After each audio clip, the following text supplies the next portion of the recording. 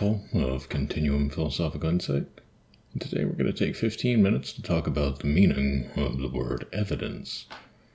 If you'd like to know more about me, who I am, the work I do, there are some links below.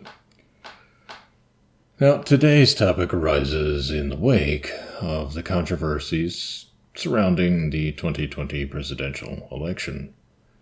I'm not going to be speaking at all about the election itself, but I think rather getting at a point of disagreement behind the shouting. Show me the evidence.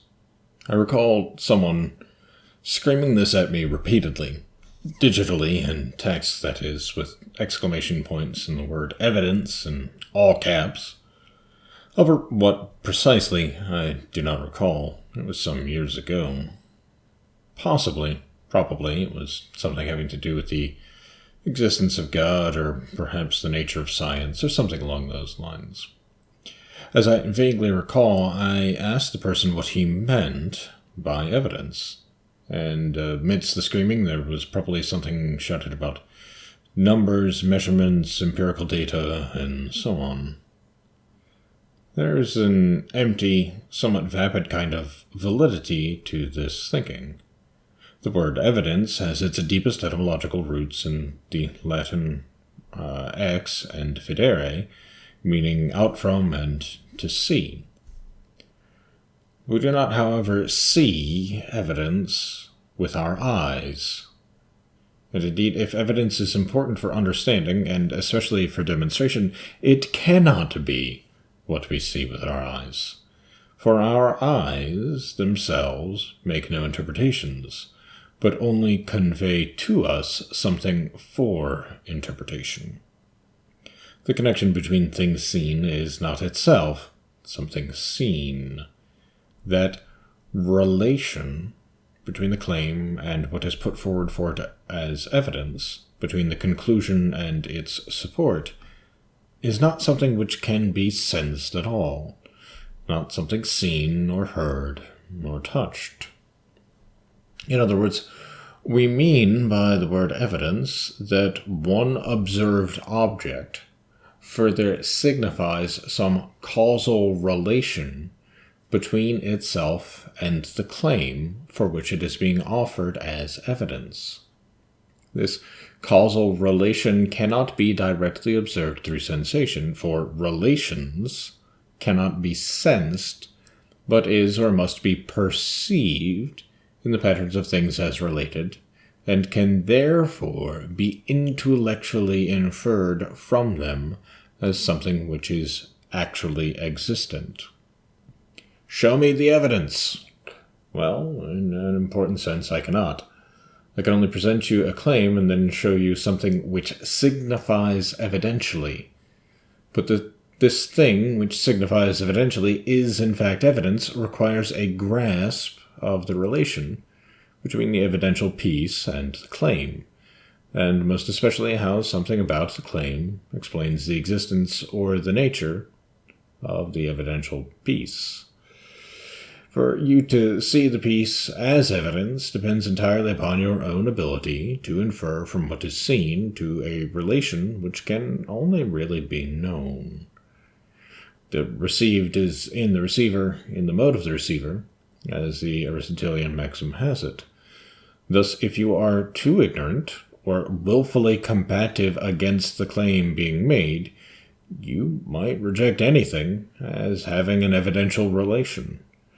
Even things seen with the eyes, as the flat earther who denies the pictures of the Earth from space are real, or who posits some bizarre interference that makes the curvature of the Earth evident at 30,000 feet to be unreal in some way, or who posits a magnetic anomaly which perverts navigation at the North and South Poles, and so on and so forth. Likewise, one may try to discredit an eyewitness testimony or sworn affidavit because of an apparent motive of the one giving witness. That is, because the witness stands to gain financially, or in fame, or for the sake of revenge, or for political motives. These may in fact be valid objections. But they may also be a smokescreen to discredit an observed relation between a claim and what was observed by the witness. As, for instance, if one man saw another, who was his rival in pursuing a woman's affections, enter that woman's house late one night, and the next morning she turned up dead, the first man's testimony would be a central piece of evidence in the prosecution's case against the latter man, while the latter's defense attorneys would likely try to use the first man's affection for the woman as at the very least a seed of doubt in the jury's mind as to the veracity and reliability of the first man's testimony. Of course, if multiple other eyewitnesses testified that the second man was seen entering her house that same evening, or some other sort of testimony which corroborates that story, this attempt at discrediting the first man becomes greatly weakened. In other words, if we have multiple pieces of evidence which signify a comparable relation to the same claim, the claim gets stronger, and each piece of evidence supports the others in the demonstration of that claim. Now, demonstrating the causal nature of that which has been claimed, in our example, that the second man killed the woman, or was at least somehow causally related himself to her death, can occur in two different ways. This demonstration, that is, one of which admits of degrees, and the other does not. That is, we may demonstrate the fact of the claim as a cause, and we may demonstrate the nature of the claim as a cause. The former may otherwise be called demonstrating the existence of the claim as a cause, and there, in such a demonstration, we do not distinguish degrees. It's a sic et non, a yes or no sort of binary demonstration. Either it is an existing cause, or it isn't. Which is to say that we might demonstrate that the second man was present at the time of death, and that the manner of death was non-natural, which indicates possibilities for the nature of the cause, but does not specify it. The death may have been accidental, as perhaps they were fooling around romantically, and the woman slipped down the stairs, breaking her neck to the third cervical nerve, and thereby stopped breathing. Perhaps the man did not report it because he was cheating on his wife, and did not want it to be known that he was there at that time. Or perhaps he made advances on her, she rejected him, and maybe even harshly, and he shoved her, not intending for her to fall down the stairs, but she did. Or perhaps she had already rejected him the day prior, and he arrived at her home under the guise of some conciliation, but intended to kill her, attempting to make it look as though she slipped down the stairs on her own. These details are important in helping us to decide how to charge and punish the man, for they provide a certain formal element to the causality of the claim. But none of them is necessary to determine the causal link between his presence in the house and her death. Even if he had no direct involvement in her dying, even if it was purely accidental, even if he had no physical contact with her in a way which was causally related to the act whereby she died, then his presence there at the time and his lack of a contact of emergency services makes him culpable in at least some regard or another, enough that he has done something wrong, and at the very least cast some suspicion on himself. And so to this claim that he has done something wrong, the testimony of all those who saw him entering the house at the time, as well as the testimony of the coroner of the woman's time of death, are evidence. That is, they provide evidence of the existence of some causal relation of the man to the woman's death, even if simply the absence of his seeking medical attention for her. Their text messages or forensic evidence demonstrating that she did not break her neck on the stairs, but elsewhere, based, for instance, on the angle of the blow and bruising, lack of bruising, time of bruising, etc., etc. The testimony of her friend about how the deceased felt about the second man, and so on and on, all of this would give evidence for some foul play, and thus indicate something of the nature of what happened in the house. And so it's very important anytime that we're looking for evidence to demonstrate the nature of some claim, that we be able to see somehow inside or infer to what happened inside the moments of action. And just as an indicator, that's very important for demonstrating that something is fraudulent as such.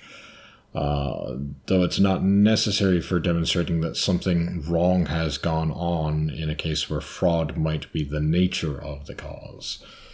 At any rate, show me the evidence. Well, to put this into a richer philosophical explanation, nothing, no object, is a piece of evidence absent the relation to the cause for which it serves as evidence. That as is essential to the evidentiality of the object, for it indicates that the object is seen not merely as it is in itself, but as in relation to the claim for which it signifies, either in its existence or its nature, or both. The veracity of this relation can only be inferred. It cannot be shown. Though one may, of course, strengthen the veracity by offering a plurality of evidential objects leading to the same inference, even if that is only for the inference of the existence of the cause. Thus, for instance, Charles Sanders Peirce offers as his neglected argument for the reality of God the argument that by meditating upon the connections of phenomena we encounter in our experience of the universe, it seems that sooner or later we find it more likely that there is a God than that there is not. And that this is true of most other people in history as well. That is, nearly anyone who seems seriously to give consideration to the relations of phenomena, not the empirical data, mind you, but the connections of experience as such, moves in the direction of believing in a supracosmic intelligence. This commonality, of course, does not provide an absolutely demonstrative evidence of the nature of the claim, but it does give credence to the reasonability of believing that God is real. Something about the nature of human experience and our reflective capabilities orders us towards seeing order, and therefore an orderer. But it remains that the interpretation of the individual seeing these things determines whether or not they are taken as evidence, such that what in itself does signify a causal relation to the claim can be ignored for its evidential properties, most especially when one dwells in the nominalist fantasy thinking which has permeated Western culture since the advent of commercial television, and which finds itself today challenged by a technological eruption which threatens the old psychological habits, as evidence of which I submit to you the shouting, wailing, gibbering, nonsensical, contradictory, tooth-gnashing, hypomanic terror that is social media. Regardless of the dominant environment, however, the interpretation of evidence, the discernment of relations between effects and causes, the evaluation of whether something corroborates or contradicts, strengthens or weakens, and the ability to judge and conclude competently of what we observe and encounter, of the testimonies and thinking of others, All this requires an education received today by very few, by far too few, lacking not only in the intellectual habituation whereby we grasp intelligible meaning, but also in the probity to seek out that intellectual habituation, or at the very least to admit ignorance or an inability to understand. Show you the evidence? My friend, first, you're going to have to stop rubbing the sand in your eyes. Thank you for listening, and please take a few minutes to look at the Lyceum Institute website, linked below, or maybe take a few seconds just to subscribe to my channel.